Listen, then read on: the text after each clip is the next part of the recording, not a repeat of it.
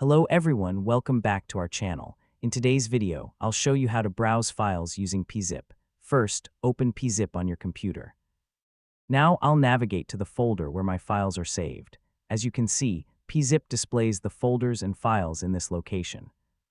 I'll use the mouse to move through the folders and show the available files. To open a folder, I'll double-click on the folder. Now, you can see the files inside this folder. I'll move the mouse over the files to show them, without opening them. This is useful because we can browse and find files without actually opening them. If I want to go back, I can click the back button at the top. Now I'm back in the previous location. I can also select a file with a single click to view its name and details. Using PeaZip, you can easily browse through different folders and find the files you need.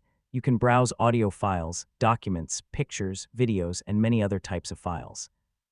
Remember, when browsing files, you don't need to open every file. You can simply use the mouse to move through the folders and select the file you want. And that's how you can browse files with PeaZip. Thanks for watching. Please like the video and subscribe to our channel for more easy tutorials.